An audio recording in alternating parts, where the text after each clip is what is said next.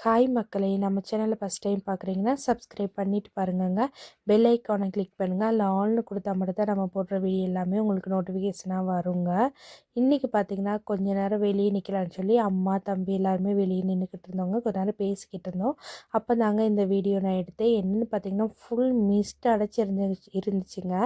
செம்மையாக இருந்துச்சு. அந்த லைட் போட்டிருக்கனால தான் கொஞ்சம் தெளிவாக தெரியுது. அந்த லைட்டெல்லாம் ஆஃப் ஆகிருந்துச்சுன்னு பார்த்தீங்கன்னா, ஃபுல் மிஸ்ட்டாக இருந்துச்சு. பார்க்கவே வேறு லெவலாக இருந்துச்சுங்க. கொஞ்ச நேரம் டைம் ஸ்பெண்ட் பண்ணிவிட்டு அப்புறம் பார்த்திங்கன்னா, இன்றைக்கி நம்ம வீட்டில் என்ன சாப்பாடுன்னு பார்த்திங்கன்னா, கண்ணையிலங்க. கண்ணையில் குழம்பு வைக்கல. இன்றைக்கி வந்து மீன் பொரிச்சிட்டு நேற்று பீஃப் வச்சேங்க. அதோட சாறு எடுத்து தாங்க நான் ரசம் வச்சுருந்தேன் நேற்று. அந்த ரசம் இருந்துச்சு.